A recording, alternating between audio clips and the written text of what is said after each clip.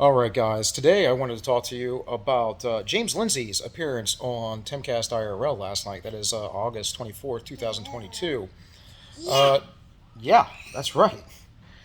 Of course, James is a incredibly intelligent guy, very diverse in his field of understandings, but he particularly hates Marxists and particularly is focused on them.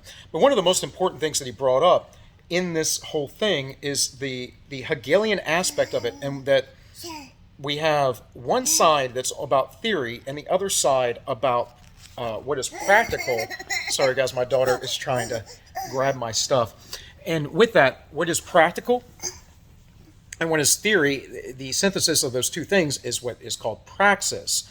Now, most importantly, out of this, Hegel gets the idea, or Hegel gets the understanding from the centuries, and this idea or understanding is then later weaponized by Marx, that the the blood of the past, the people of the past, and the sacrifices of the past are all that put forth for the experiment of the future. And if you recall what I talked to you about yesterday about environmentalism, that it wholly is human sacrifice currently now for the future of the supposed people that will live in the future that we don't know will be alive, that we don't know what the population will be.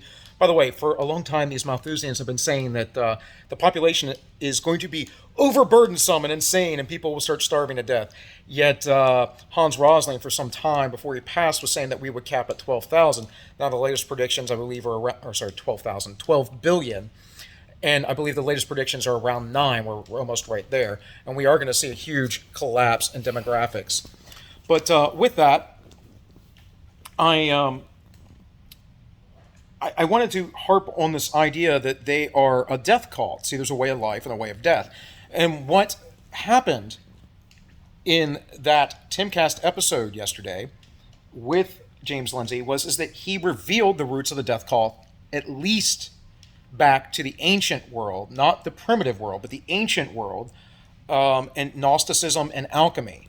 All things that I talk about. Now, I don't go into great detail about them because I expect you to go research what I say. I try to lay out a basic framework, and like I'm never going to convince you by just showing a ton of evidence. It's not going to happen. People ignore it. Oh well, maybe, yeah, whatever. No, you have to see the big picture for yourself. You have to believe, you have to understand, and you have to search out the knowledge for yourself. And that's an imperative from Christ, in fact. But moving on, we know that this is the way. It's always been the way. There's the way of life and there's the way of death. And the reality is that the current Marxists are trying to wager the lives of people today on some sort of utopian future. Now, most of these people who are willing to do this, in fact, all of them, as far as I know, are champagne socialists. They are people that have luxury beliefs. They believe that they are able to believe because they have the wealth to be insulated from the horrors that happen to lower class people like myself. Now, I'm not super low class. I'm like middle class, like lower middle class-ish, whatever, wherever you want to put me at on that scale. Hey, you good? In any case, and this is touched on a little bit from a video Jordan Peterson released last week with Christopher Rufo. They discussed this slightly, but I've mentioned it many times before if you are familiar with my content. So these people don't actually have to deal with the realities of life, of struggling through life, like the majority of all people throughout human civilization, and therefore they get all big-brained and believe that they can solve all the problems of the world because their life's pretty good and easy. And it's not that simple. It just is not that simple. Another thing to check out is Yuval Noah Harari, who I talk about on occasion, reveals the real dangers ahead. This is a TED interview. It was released about 2 weeks ago. In the very beginning of it, Harari talks about how we had three narratives in the 20th century: one of fascism, one of communism, which are the same thing. Fascism is the totalitarian state, which communism is supposed to morph into. And see, this is the thing when all the communists are against the fascists, they're moronic. They don't understand that dictate came from Stalin. It's not from Marx.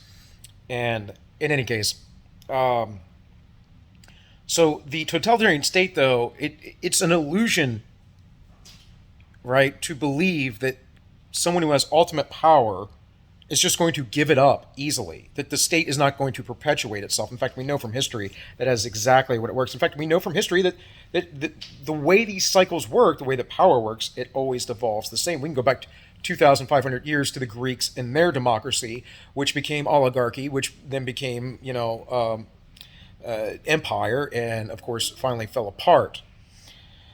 So, again, this is the Champagne Socialist beliefs that they, because they're wise, they have the educations and all of this stuff, that they have the wealth, that they should be directing society, that the other people, they just don't know.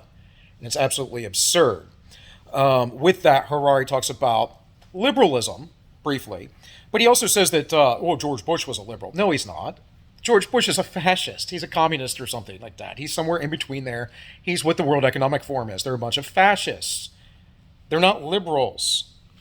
And it's quite funny, the fact that Alexander Dugin's daughter was expired the other day, and that Dugin himself, from my understanding, I've never read any of his works, but my co-host of the Ends Justify the Means, Tank, he's read some of his stuff, is that third way that the fascists were supposedly looking at with Mussolini and Hitler. But it's not quite that. And even Brett Weinstein, you can find on Think Big, a couple years ago, I think it was about 5-6 years ago or so, was saying that the future isn't communist or socialism, it's a combination of both, which again would be the third way, which is fascism. And it's what we've been doing. This idea that we live in capitalism or liberalism is silly. And Yuval Harari states this directly. Again, this is a Champagne Socialist. This is a person that has luxury beliefs. He's been protected his whole life. Kind of like, I don't know, Bill Gates. A lot of these people, they just have too much privilege and not enough actual real world experience. And the little bit of real world experience they might have is like college, which isn't real, guys. It's totally fake. So these are the homo nosos, those who are of the diseased, right? The diseased human, the diseased man, the diseased person. And why I say they're diseased is because their minds aren't there. They worship the cult of death. And that, in the end, is what the Champagne Socialist does. They are willing to destroy everything that makes up humanity and everything that is good and everything that is wonderful and beautiful in life in order to bring about some sort of utopia that is complete libertinism, complete unshackling from not only the constructs of our society and what we agree is a good upon our society, but the constructs of nature. And that's really what they're fighting against. And this is why, biblically speaking, as far as the narrative that Christ proceeds to give, when he comes to earth and he begins to preach, he says, the kingdom of heaven is at hand. And the early Christians knew that there was a difference between the kingdom of heaven and the kingdom of Satan, the kingdom of life and the kingdom of death, the way of life and the way of death. And these people, they're so far removed from reality because they're so Gnostic, right? Or as James Lindsay talked about, they're alchemists. They want to take and transform the lead and turn it into gold. They want to transmogrify it. They want to become gods themselves. All the things I've been telling you about for quite a while. I don't know how long I've been streaming now, like 2-3 years. That's what it comes down to. I guess it's 2 years now, something like that. I don't even know. I don't remember. But anyways, guys, I hope you can hear this over the baby. I'm going to upload it regardless because it's on my phone. But I will try. I will try to, maybe elaborate on this later if I can. With all that, guys, this has been All Minus One. My name is Bill, and I wish you all well.